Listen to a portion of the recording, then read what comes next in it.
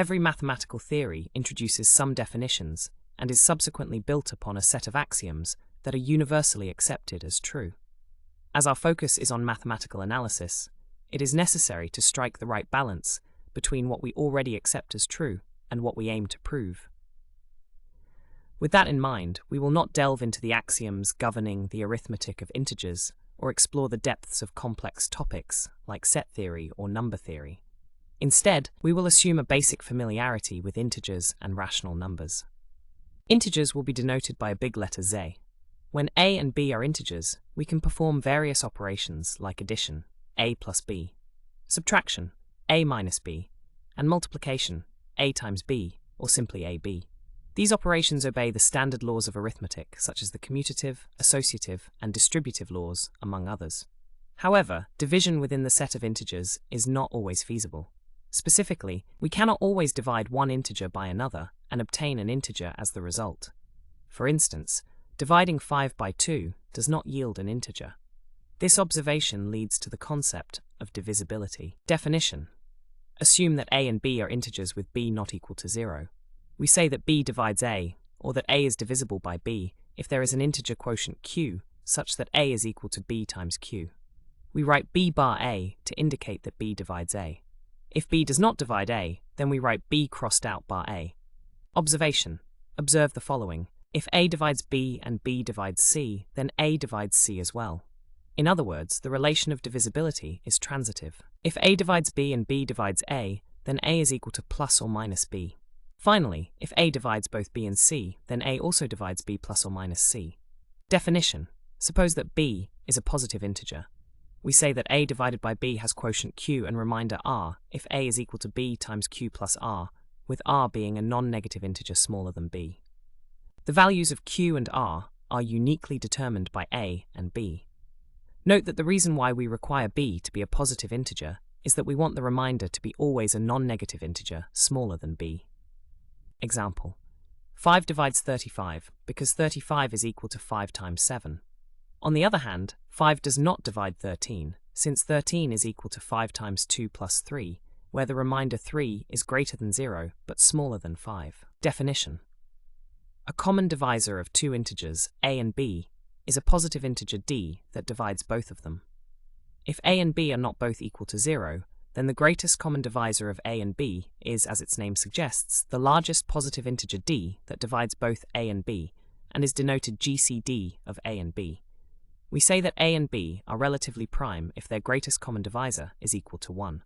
Example: GCD of 12 and 18 is equal to 6, since 6 divides both 12 and 18, and there is no larger number with this property. Observation: note that the greatest common divisor of a and b does not change if we change the sign or the order of a and b. So when computing GCD of a and b, we will always assume that a is greater than or equal to b, and that a is a positive integer. Also note that GCD of a is equal to GCD of a and 0, which is equal to a for every positive integer a. That being said, GCD of 0 and 0 is not defined, because every positive integer divides 0. Observation: suppose that a and b are positive integers, a is greater than or equal to b, and a divided by b has quotient q and remainder r.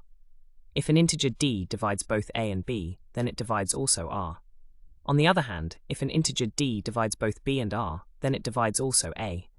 This implies that GCD of a and b is equal to GCD of b and r, which directly leads to the so-called Euclidean algorithm for computing the greatest common divisor. The extended Euclidean algorithm: suppose a and b are integers not both equal to 0. Then there exist integers u and v, such that the greatest common divisor of a and b is equal to the linear combination a times u plus b times v. Proof: without loss of generality, assume that a is greater than or equal to b, and that a is a positive integer. The statement is obviously true for b equal to 0, since GCD of a and 0 is equal to a times 1 plus b times 0. Suppose that a and b are positive integers, a is greater than or equal to b, and a divided by b has quotient q and remainder r. Since GCD of a and b is equal to GCD of b and r, recursively we get integers s and t, such that GCD of b and r is equal to b times s plus r times t.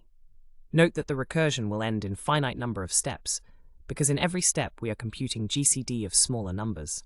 If we wanted to prove this more formally, we would prove the statement by induction with respect to b.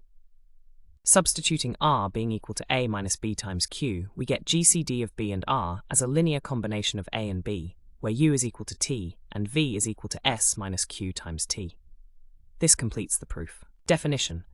An integer p is called a prime if p is at least 2, and if the only positive integers dividing p are 1 and p itself. For example, 2, 3, 5, 7, 11, and so on are the first 10 primes. There are infinitely many primes, a fact known already in ancient Greece. Observation. Let p be a prime number. If p divides a times b, then p divides a or b. More generally, if p divides a1 times a2 and so on, times an, then p divides at least one of the elements ai. Proof. Let g be the greatest common divisor of a and p. Then g divides the prime number p, so either g is equal to 1 or to p itself. If g is equal to p, then p divides a, and we are done. If g is equal to 1, then there are integers u and v, such that a times u plus p times v is equal 1. Multiplying both sides by b, we get that abu plus pbv is equal to b. Since p divides ab, necessarily p also divides b. This completes the proof. The fundamental theorem of arithmetic. Let a be an integer greater than or equal to 2. Then a can be uniquely factored as a product of prime numbers p1 to the power of e1, times p2 to the power of e2, and so on, times pk to the power of ek, where p1 is smaller than p2, and so on, are all primes, and e1, e2, and so on, are all positive integers. Proof. If a is not already a prime, then it can be factored as b times c, where both b and c are bigger than 1, but smaller than a. We can then recursively factor both b and c, and this process will eventually stop after a finite number of steps. Suppose that a has two factorizations, where pi and qj are all primes, not necessarily distinct, and s is less than or equal to t. Since p1 divides the second right-hand side factorization, there exists j such that p1 divides qj. Without loss of generality, assume that j is equal to 1. In other words, p1 divides q1. Then p1 is equal to q1, and we can remove p1 and q1 from both sides. After s steps, we get 1 equal to some suffix of the right-hand side factorization, which implies that s is equal to t, and both factorizations must be the same. This completes the proof. This concludes the section on integers. I hope you have enjoyed this lecture. In the next lecture, we will discuss rational numbers.